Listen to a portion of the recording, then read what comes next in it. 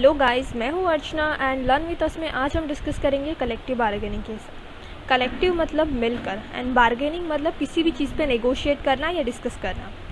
सो चलिए डिटेल में स्टडी कर लेते हैं इस कंसेप्ट को। कलेक्टिव बार्गेनिंग ये कंसेप्ट जो है वो इंडस्ट्रियल डिस्प्यूट से आया है।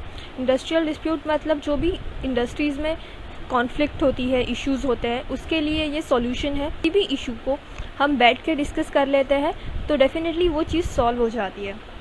सो कलेक्टिव बार्गेनिंग का मकसद भी यही है, किसी भी चीज़ को बैठकर शांति से उस चीज़ को डिस्कस करना है, मैनेजमेंट के साथ नेगोशिएट करना है, जो भी इश्यूज़ इंडस्ट्री में एम्प्लॉयज़ या वर्कर फेस करते हैं उन्हें।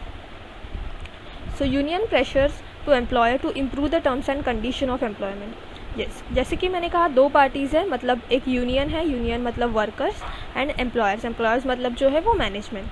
सो अगर यूनियन को कोई इश्यूज़ है तो वो मैनेजमेंट को प्रेशर कर सकती है उस चीज़ को ऑर्गेनाइजेशन में चेंज करने के लिए। In 1981 first time Sidney and Beatrice Webb use the word collective bargaining. So collective bargaining ये वर्ड फर्स्ट टाइम यूज़ किया था 1981 में। According to Encyclopedia Social Science, collective bargaining is a process of discussion and negotiation between the two parties. So Encyclopedia ने definition दिया है collective bargaining का। सो collective bargaining एक process है जहाँ पे डिस्कशन मतलब किसी भी चीज़ को डिटेल में डिस्कस किया जाता है, एंड नेगोशिएट मतलब दोनों पार्टीज़ मिलकर उस चीज़ पे बार्गेन करती है। सो ये सिंपल प्रोसेस है जहाँ पे डिस्कशन मतलब बात से या नेगोशिएट करके बार्गेन करके उस चीज़ को सॉल्व किया जाता है। Collective bargaining is a procedure by which employer and group of employ agree upon the condition of worker. So collective bargaining procedures में एम्प्लॉयर मतलब management and group of employees मतलब यूनियन के एम्प्लॉयज़, वो दोनों मिलकर एग्री मतलब उस चीज़ पे सहमत होते हैं जो भी कंडीशंस वर्कर्स की नेगोशिएट के बाद फिक्स हुई है उस चीज़ पे। मतलब दोनों भी पार्टी मिलकर उनकी टर्म्स एंड कंडीशन पे एकमत होते हैं तो वहाँ पे चीज़ें सॉल्व हो जाती है। इसेंशियल फीचर्स देख लेते हैं कलेक्टिव बार्गेनिंग के क्या है। प्रेजेंटेशन इन कलेक्टिव मैनर। यस, कलेक्टिव मतलब एकजुट होकर प्रेजेंट करना किसी भी चीज़ को। सो बेसिकली एक एम्प्लॉयज़ अगर जाके मैनेजमेंट को इश्यूज़ के बारे में बताएगा तो मैनेजमेंट उन्हें इग्नोर कर देगी, बट अगर 10 एम्प्लॉयज़ मिलकर जाते हैं तो मैनेजमेंट उनको इग्नोर नहीं कर पाती है। यहाँ पे कलेक्टिव बार्गेनिंग में सब मिलकर मैनेजमेंट को अप्रोच करेंगे। Discussion and negotiation on the basis of give and take. दो पार्टीज़ हैं वो डिस्कशन करेंगे मतलब बार्गेन करेंगे किसी चीज़ पे, तो दोनों पार्टी अपने एंड से थोड़ा बहुत कॉम्प्रोमाइज़ करेंगे जो सॉल्यूशन फाइंड आउट करना है उसके लिए। Then signing a formal agreement. जो एग्रीमेंट में दोनों पार्टीज जो है वो एक फॉर्मल एग्रीमेंट साइन करेगी जिसमें अपनी अपनी टर्म्स एंड कंडीशंस लिखी होंगी।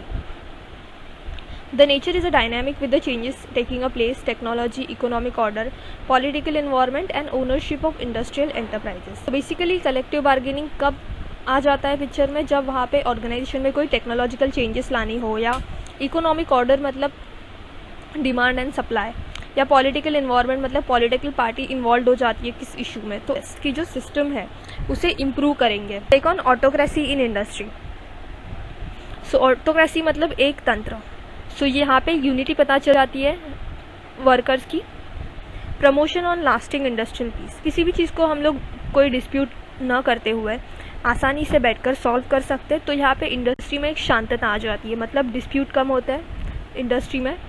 Where can it start? Plant level पे होता है जहाँ पे मिनी प्लांट्स है इंडस्ट्रीज़ के। Regional level, then industry specific, कोई specific industry related, then national and international level जहाँ पे ट्रेड यूनियन एक्ट 1926 का जो outcome of the same, formation of the industrial committee, and जो भी इंडस्ट्रीज़ की कमेटी है वहाँ पर। कुछ एग्जांपल देख लेते हैं कलेक्टिव एग्रीमेंट्स के। So agreement between Ahmedabad mill owners association and Ahmedabad textile labour association matters related to the wages and the bonus. तो ये एग्रीमेंट हुआ था अहमदाबाद मिल ओनर एसोसिएशन के बिटवीन एंड टेक्सटाइल के जो लेबर्स थे उनके बीच में। सो इनका एग्रीमेंट रिलेटेड था उनकी वेजेस, उनकी बोनस एंड उसके लीव्स के related. Then agreement between the TISCO and Tata workers in 1956 for labour reforms. So ये टिस्को एंड टाटा वर्कर के बीच में जो एग्रीमेंट हुआ था लेबर रिफॉर्म्स के लिए। Then agreement between Bata shoe company and Bata मजदूर यूनियन। सो एक एग्रीमेंट था वो बाटा शू कंपनी एंड बाटा मजदूर संघ के बिटवीन। Agreement between tea association and Indian tea planters associations. So ये एग्रीमेंट हुआ था tea association and Indian tea planters के बीच में। Then agreement between the national newsprint and paper mill limited in Nepanagar representative. तो ये एग्रीमेंट हुआ था national newsprint and paper mill limited.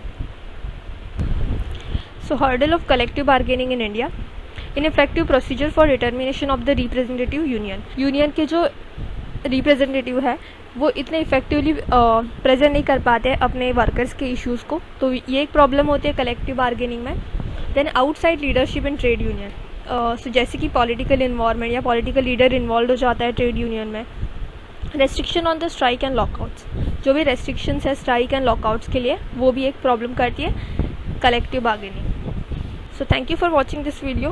अगर वीडियो पसंद आए तो लाइक ज़रूर कर देना, शेयर कर देना एंड सब्सक्राइब कर देना। So stay connected and